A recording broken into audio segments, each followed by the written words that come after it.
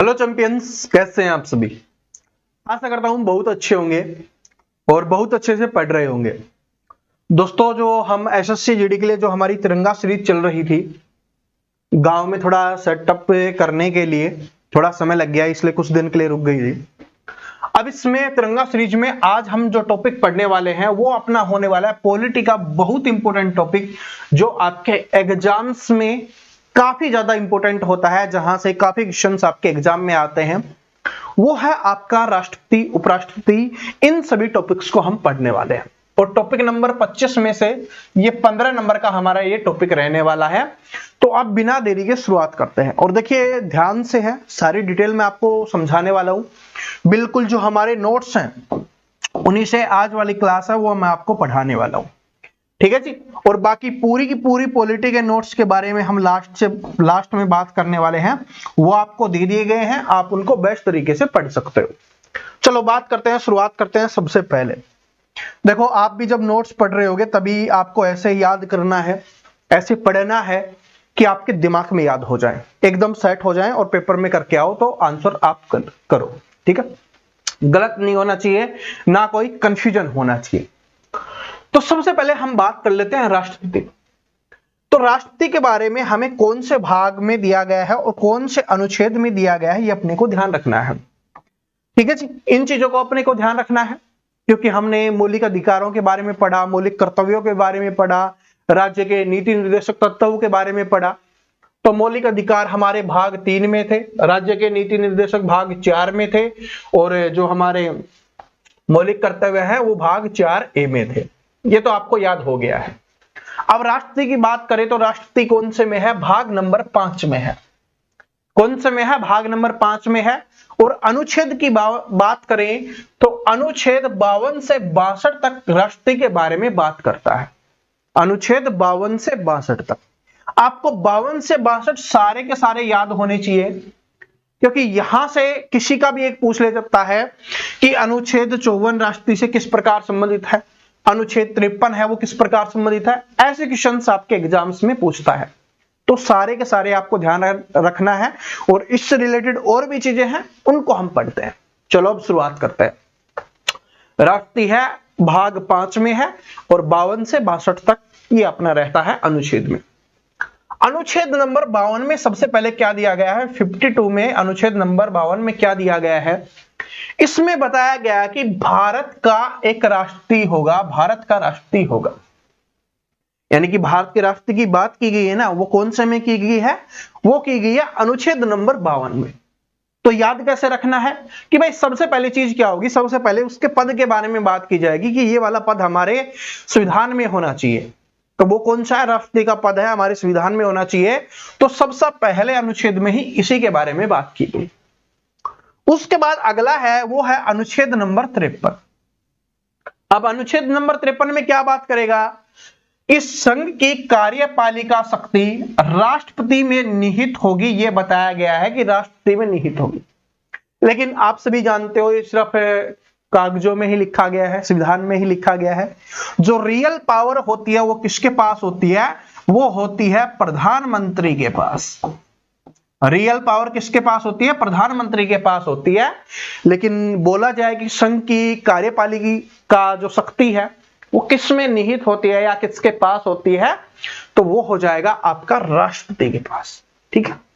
Question आएगा तो ये मत लिख देना वहां पर कि सही सर जी सारे काम तो प्रधानमंत्री करता है, राष्ट्रपति तो सिर्फ नाम का होता है, उसको जो बोला जाता है बेचारा कर देता है, ठीक है। और राष्ट्रपति पता है किसको बनाया जाता है, राष्ट्रपति उसको बनाया जाता है जो पार्टी की बात मान ले और आराम से सीधा साधा हो। आप देख लो जितने भी राष्ट्रपति बनते हैं वो सीधे साधे ही राष्ट्रपति बनते हैं, जिनको पार्टी जो बात बोलती है वो करनी ही होती है, ठीक है। और बहुत बार तो राष्ट्रपति को भी नहीं पता होता कि वो कौन सी चीजें कर रहा है, ओके।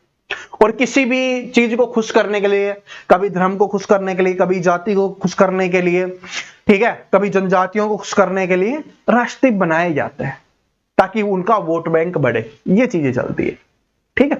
वो अपने काम की नहीं है, काम की ये है कि जो संघ की कार्यपालिका शक्ति है वो किसके अंदर निहित होती है, राष्ट्रपति के अंदर निहित होती है, ठीक है, संघ या केंद्र।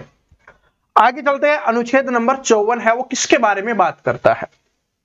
अनुच्छेद नंबर जो हमारा 54 है, ये बात करता है राष्ट्रपति का निर्वाचन। राष्ट्रपति का निर्वाचन का मतलब होता है कि जैसे अपने इलेक्शन होते हैं ना, उस तरीके से निर्वाचन का मतलब होता है कि भारत के राष्ट्रपति को निर्वाचित किया जाएगा, यानी उसको राष्ट्रपति बनाया जाएगा। लेकिन राष्ट्रपति बनाने की क्या प्रोसेस है उसके बारे में बात करता है। क्या बात करता है कि संसद के दोनों सदनों के निर्वाचित सदस्य मिलकर है वो राष्ट्रपति का चुनाव करते हैं।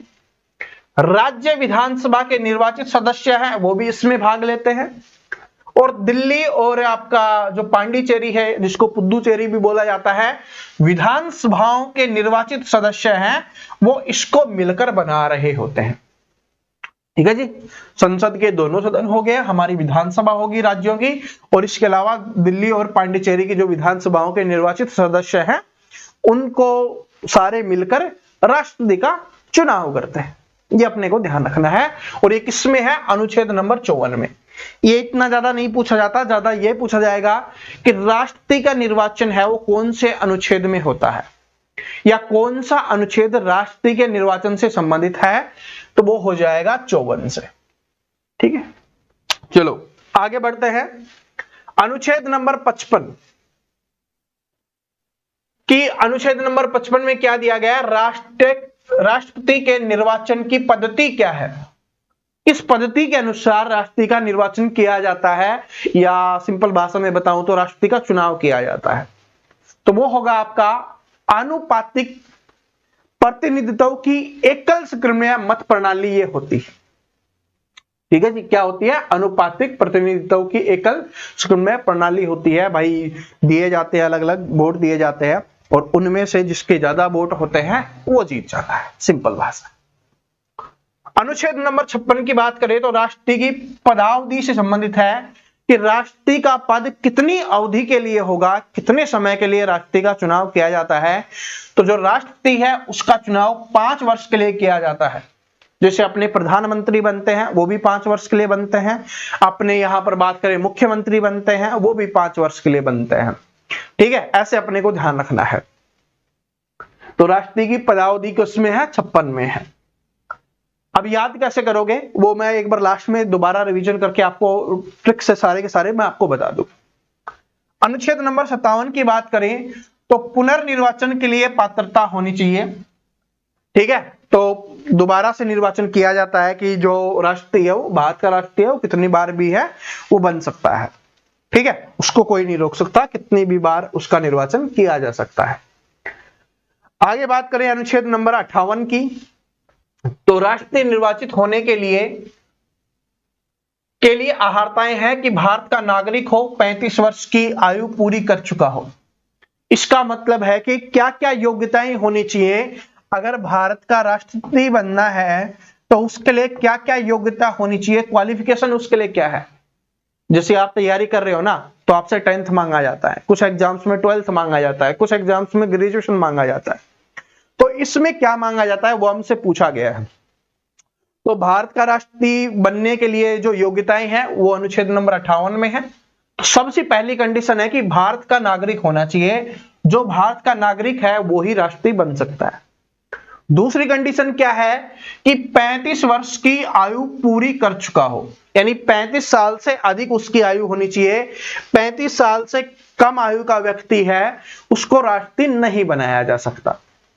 ठीक है, उसके बाद बात करते हैं, अगली है कि लोकसभा का सदस्य चुने जाने योग्य हो। भाई लोकसभा का सदस्य हो या ना हो, लेकिन चुने जाने योग्य हो, क्योंकि बाद में वो बन जाता है। किसी सरकारी लाभ के पद पर न हो, यानी किसी दूसरे पद पर नहीं होना चाहिए। जैसे कि कोई प्रधानमंत्री है वो राष्ट्रपति नहीं बन सकता, कोई आईएएस है वो राष्ट्रपति नहीं बन सकता। अगर उसको राष्ट्रपति बनना है तो पहले वाला पद त्यागना होगा, तभी वो राष्ट्रपति वाले पद पे आ सकता है। ठीक है, तो ये कंडीशन है कि 35 साल का होना चाहिए, लोकसभा का सदस्य चुने जाने योग्य होने चाहिए, भारत का नागरिक होना चाहिए। ठीक है, और कोई भी लाभ के पद पर नहीं होना चाहिए, ये सिंपल कंडीशन है। आगे अनुच्छेद 59 में बात की गई है राष्ट्रपति पद के लिए शर्तें क्या क्या हैं उसके बारे में ये बात करता है। अनुच्छेद नंबर 60 की बात करें तो राष्ट्रपति द्वारा शपथ या प्रतिज्ञा। ठीक है, तो राष्ट्रपति के द्वारा जो शपथ ली जाती है वो उसके बारे में बात करता है अनुच्छेद नंबर 60, और यह है सर्वोच्च न्यायालय के मुख्य न्यायाधीश के समक्ष या उसके सामने शपथ लेता है। क्वेश्चन आएगा कि भारत के राष्ट्रपति को किसके द्वारा शपथ दिलाई जाती है, तो ये दिलाई जाती है सर्वोच्च न्यायालय के मुख्य न्यायाधीश के द्वारा। सर्वोच्च न्यायालय के जो मुख्य न्यायाधीश है उसके द्वारा है वो राष्ट्रपति को शपथ दिलाई जाती है। ठीक है, अब सारे पद बन गए, अब शपथ उसको मिल चुकी है, तो अब उसके हटाने की बात भी होगी कि भाई उसको हटाया भी जा सकता है, तो अनुच्छेद 62 के तहत उसको हटाया भी जा सकता है। अनुच्छेद 61 के तहत है, उसको हटाया भी जा सकता है। और इसमें क्या है हटाने का प्रयोग कि राष्ट्रपति पर महाभियोग चलाने की प्रक्रिया है। और ये क्वेश्चन बहुत ज्यादा इंपॉर्टेंट है, पता नहीं कितने ही एग्जाम्स में पूछा गया है कि राष्ट्रपति को किस प्रक्रिया के द्वारा हटाया जाता है, तो महाभियोग के द्वारा हटाया जाता है। वैसे राष्ट्रपति को नहीं हटा सकते, महाभियोग के द्वारा ही हटा सकते हैं। अब कैसे होता है उसके ऊपर हम यहां पर बात कर लेते हैं। देखो कि महाभियोग का आरोप संसद के किसी भी सदन में लगाया जा सकता है। महाभियोग की प्रक्रिया है, हटाने की प्रक्रिया है, वो संसद को कोई भी सदन में है वो लाया जा सकता है कि महाभियोग वो चलाया जा रहा है राष्ट्रपति के ऊपर। महाभियोग चलाने के लिए कम से कम 14 दिन पूर्व सूचना देनी होती है, यानी कि पहले 14 दिन पहले आपको बताना होता है राष्ट्रपति जी को कि भाई हम महाभियोग चला रहे हैं। अगर आप खुद इस्तीफा देना चाहते हो, क्योंकि हमारे देश का सबसे बड़ा पद है, ठीक है, अगर आप खुद इस्तीफा देना चाहते हो तो आप दे सकते हो, वरना फिर महाभियोग के द्वारा आपको हटाया जाएगा। तो ये राष्ट्रपति को कम से कम 14 दिन पहले बताना होता है। ठीक है, 14 दिन तो पहले बताना ही होगा, सूचना देनी ही होगी। महाभियोग एक अर्ध न्यायिक प्रक्रिया होती है, ये होती है। ठीक है जी, कहीं पर भी किसी भी सदन में चलाई जा सकती है और 14 दिन पहले बताना होता है और महाभियोग के द्वारा हटा दिया जाता है। आगे बात करते हैं कि कार्यकाल समाप्ति से पूर्व राष्ट्रपति का निर्वाचन होना आवश्यक है। कार्यकाल समाप्ति से पूर्व राष्ट्रपति का निर्वाचन होना आवश्यक है, 6 माह के अंदर चुनाव होना आवश्यक है। जैसे कि देखो बात, राष्ट्रपति का कार्यकाल समाप्त हो रहा है तो उसके 6 महीने के बाद है, ठीक है, मैक्सिमम 6 महीने होते हैं, उसमें राष्ट्रपति का चुनाव होना जरूरी है। क्योंकि राष्ट्रपति ऐसा पद होता है जो हमारे पूरे देश को चला रहा होता है। बहुत सारे ऐसे डिसीजन होते हैं जिसपे राष्ट्रपति के सिग्नेचर लगते हैं। ठीक है, तो वो चीज होती है। ठीक है, और जब तक राष्ट्रपति नहीं होता तब तक उपराष्ट्रपति है, उसका पदभार संभालता है, और राष्ट्रपति अपना त्याग पत्र किसको देता है, वो भी उपराष्ट्रपति को देता है। ठीक है जी, तो ये यहां पर बात किया गया है। तो यहां पर अपना राष्ट्रपति है वो सिस्टम खत्म होता है राष्ट्रपति का। अब राष्ट्रपति के अधिकार और कर्तव्यों के बारे में बात कर लेते हैं। ठीक है, कि उसके पास क्या क्या अधिकार हैं और उसके क्या क्या कर्तव्य बनते हैं, उसके ऊपर हम बात कर लेते हैं। यहां से आपके एग्जाम्स में ज्यादा क्वेश्चंस आए। ठीक है, यहां से ज्यादा क्वेश्चंस आते हैं, तोड़ मरोड़ के पूछा जाता है, तो डिटेल में आपको पढ़ना है। सबसे पहली चीज क्या है कि नियुक्ति संबंधी अधिकार की किस किस की नियुक्ति कर सकता है राष्ट्रपति, उसके पास क्या क्या अधिकार होते हैं। सबसे पहली चीज है कि प्रधानमंत्री की सलाह पर मंत्रियों की नियुक्ति करता है। ठीक है, प्रधानमंत्री की सलाह पर मंत्रियों की नियुक्ति करता है, और मंत्रियों के सारे जब मंत्री मिलकर बोलते हैं कि हमें इसको प्रधानमंत्री बनाना है तो उसको वो प्रधानमंत्री बनाता है। ठीक है जी, तो प्रधानमंत्री की सलाह पर क्या करेगा, वो मंत्रियों की नियुक्ति करता है। उसके बाद महान्यायवादी की नियुक्ति करता है। जो हमारा महान्यायवादी होता है, जो न्याय देने वाला सबसे बड़ा होता है महान्यायवादी, उसकी नियुक्ति है वो किसके द्वारा की जाती है, राष्ट्रपति जी के द्वारा की जाती है। इसके अलावा नियंत्रक एवं महालेखा परीक्षक की नियुक्ति है, यह भी किसके द्वारा की जाती है, राष्ट्रपति के द्वारा की जाती है। ये तीनों के तीनों बहुत इंपॉर्टेंट क्वेश्चन है। ठीक है, और यह भी है कि विदेशों में राजदूत एवं उच्च आयुक्त की नियुक्ति है, वो भी किसके द्वारा की जाती है, राष्ट्रपति जी के द्वारा ही की जाती है। ये चारों के चारों आपको ध्यान रख लेने हैं कि विदेशों में राजदूत बनाना हो, ठीक है, इसके अलावा उच्चायुक्त बनाना हो, नियंत्रक एवं महालेखा परीक्षक बनाना हो, महान्यायवादी बनाना हो, या प्रधानमंत्री की सलाह पर उसकी नियुक्ति करना हो मंत्रियों की, तो ये कौन करता है, राष्ट्रपति के द्वारा की जाती है। अब विधायी शक्तियां क्या क्या होती हैं? राष्ट्रीय है वो संसद का एक अभिन्न अंग है। संसद के स्तर को आहूत करने, स्त्रावसान करने तथा लोकसभा भंग करने संबंधी अधिकार होते हैं। देखो लोकसभा है वो किसके द्वारा भंग की जा सकती है? तो ये राष्ट्रपति के द्वारा है। लोकसभा को कभी भी भंग किया जा सकता है, इस बात को ध्यान रख लेना। तो राष्ट्रपति इसको भंग कर सकता है। सिर्फ इसका अधिकार किसके पास होता है? राष्ट्रपति के पास होता है। आगे बात करें तो संसद के एक सदन में या एक से अधिक सम्मिलित रूप से दोनों सदनों में अभिभाषण करने की शक्ति प्राप्त होती है। जैसे कि एक सदन का कोई प्रोग्राम चल रहा है या दोनों सदन मिलकर कोई प्रोग्राम कर रहे हैं, तो उसमें राष्ट्रपति आकर भाषण दे सकता है, वहां पर अध्यक्ष के रूप में पहुंच सकता है कि वहां पर पहुंचकर भाषण दे सकता है। ठीक है, बाकी कोई नहीं आ सकता है। राष्ट्रपति जी है वो कभी भी आ सकते हैं, इस बात को ध्यान रखें। संसद द्वारा पारित विधेयक राष्ट्रपति के अनुमोदन के बाद ही कानून बनता है। जैसे मैंने आपको बताया कि सिग्नेचर करने होते हैं, तो कोई भी विधेयक आ गया है, आपने सुनते होगे, आजकल तो सोशल मीडिया सभी देखते हो कि भाई वो विधेयक पारित हो रहा है, वो कानून पारित हो रहा है। तो वो कानून जब तक पारित नहीं होता, चाहे किसी भी सदन में पास हो जाए, ठीक है, किसी भी सदन में पास हो जाए, जब तक राष्ट्रपति उसके ऊपर सिग्नेचर नहीं करता वो कानून नहीं बनता है। जैसे ही राष्ट्रपति जी सिग्नेचर कर देते हैं तो वो कानून बन जाता है। ये अपने को ध्यान रखना है। ठीक है, आगे बढ़ते हैं कि संसद में निम्न विधेयक को पेश करने के लिए राष्ट्रपति की पूर्व सहमति आवश्यक है।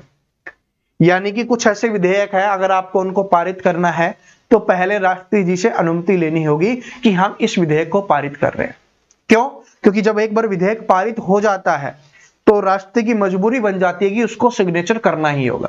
थोड़ा वो समय ले सकता है या दोबारा भेज सकता है, अगर दोबारा वापस आ गया तो फिर उसको सिग्नेचर करना ही होता है। इसलिए कुछ ऐसे विधेयक बनाए गए हैं जो राष्ट्रपति की मंजूरी के बिना, सहमति के बिना है, उसको पारित नहीं किया जा सकता। सबसे पहला है धन विधेयक, अनुच्छेद नंबर 110। इसको याद रख लेना। और 110 याद नहीं रहता ना तो भाई यहां पर ऐसे है ना, तो देखो ये एम दिख रहा है बीच में डंडे खींचते ही, MO तो मनी बनता है, आप सभी जानते हो, तो इससे याद रख लेना। तो 110 क्या हो जाएगा? 110 है धन विधेयक से है, बहुत इंपॉर्टेंट है, एग्जाम में पता नहीं कितनी बार आया है, इसलिए मैंने आपको बताया। धन विधेयक है वो अनुच्छेद 110, इसको राष्ट्रपति की पूर्व सहमति के बिना पारित नहीं किया जा सकता। उसके बाद संचित निधि में व्यय करने वाले विधेयक, ठीक है, ये जितने भी विधेयक है ये भी सारे राष्ट्रपति की अनुमति पहले लेनी होती है। ये 117 अनुच्छेद नंबर 117(3) में ये है। ठीक है, आर्टिकल नंबर 117(3) में है। उसके बाद है कराधान पर प्रभाव डालने वाले विधेयक। ठीक है, तो ये सारे के सारे तीनों विधेयक हैं, इसके लिए राष्ट्रपति की पूर्व अनुमति लेनी होती है। अब राष्ट्रपति कौन कौन से अध्यादेश जारी कर सकता है उसके बारे में हम बात कर लेते हैं। तो राष्ट्रपति है अनुच्छेद 123 के तहत है, वो अध्यादेश जारी करने का उसके पास अधिकार होता है, वो अध्यादेश जारी कर सकता है। जैसे संसद का कोई स्तर नहीं चल रहा हो तब वो अध्यादेश जारी कर सकता है। ठीक है, अध्यादेश का प्रावधान संसद स्तर के शुरू होने के 6 सप्ताह तक रहता है। ठीक है, जब भी स्तर शुरू होगा तो 6 सप्ताह तक ये रहता है, लगभग 1.5 महीने की अगर हम बात करते हैं तो 1.5 महीने तक ये रहता है। ठीक है जी, तो ये बस अपने को ज्यादा ये इतना नहीं पूछता, आपसे ज्यादा तो यही पूछेगा कि ये वाला अध्यादेश जारी करने की शक्ति किसके पास होती है? राष्ट्रपति के पास होती है। अनुच्छेद नंबर कौन से के तहत? 123 के तहत। ये ध्यान रख लेना बस। अब बात करते हैं कि राष्ट्रपति के पास आपातकालीन शक्तियां होती हैं। ठीक है, देश पे कोई भी संकट आ जाए, कोई भी आपातकाल आ जाए, तब उस समय राष्ट्रपति के पास क्या क्या शक्तियां होती है उसके ऊपर बात कर लेते हैं। अनुच्छेद 352 से लेकर अनुच्छेद 360 के बीच में ये शक्तियां होती हैं। और ये जो शक्तियां हैं ये बहुत इंपॉर्टेंट है एग्जाम के लिए, और ये एसएससी का फेवरेट है भाई, हर बार पूछता है। कभी 352 पूछ लेगा, ठीक है, 360 भी पूछता है, 356 भी पूछता है। तो सबसे पहले बात कर लेते हैं राष्ट्रीय आपातकाल। 352 अनुच्छेद नंबर 352 डायरेक्ट ऐसे क्वेश्चंस पूछेगा कि राष्ट्रीय आपातकाल कौन से अनुच्छेद के तहत लगाया जा सकता है, तो अनुच्छेद नंबर 352 के तहत है वो राष्ट्रीय आपातकाल लगाया जाता है। युद्ध या बाह्य आक्रमण या सशस्त्र विद्रोह के कारण लगाया गया आपातकाल होता है। ठीक है जी। तो जैसे कि कोई युद्ध हो गया या बाहर से कोई आक्रमण हो गया या देश में ऐसी समस्याएं आ गई जिसकी वजह से आपातकाल लगाना है, ठीक है, कोई विद्रोह हो गया, बड़ा विद्रोह हो गया, तो उस समय ये आपातकाल लगाया जाता है और इसको क्या बोला जाता है, राष्ट्रीय आपातकाल बोला जाता है। और अब तक देश में ये 3 बार लगाया जा चुका है। ठीक है, ये आपातकाल है वो देश में 3 बार लगाया जा चुका है, इसको याद रख लेना। राष्ट्रीय आपातकाल अनुच्छेद नंबर 352 के तहत होता है। अब ये कब कब लगाया गया 3 बार राष्ट्रीय आपातकाल, उसके बारे में बात कर लेते हैं। सबसे पहले राष्ट्रीय आपातकाल लगा था 26 अक्टूबर 1962 को, और 1962 सुनते ही आपको याद आ गया होगा कि भारत और चीन का युद्ध हुआ। तो भारत और चीन के युद्ध के समय राष्ट्रीय आपातकाल लगा था। इस समय राष्ट्रपति कौन थे, राधा कृष्णन जी थे, सर्वपल्ली राधाकृष्णन जी है, वो इस समय क्या हो जाएंगे, देश के राष्ट्रपति थे। और पीएम कौन थे, जवाहरलाल नेहरू जी थे, यानी कि प्रधानमंत्री, क्योंकि प्रधानमंत्री और राष्ट्रपति 2 ही चीजें पूछेगा, तो प्रधानमंत्री जवाहरलाल नेहरू जी थे, और बात करें राष्ट्रपति तो सर्वपल्ली राधाकृष्णन जी थे। ठीक है, भारत और चीन के युद्ध के समय 26 अक्टूबर 1962 को पहला राष्ट्रीय आपातकाल लगा।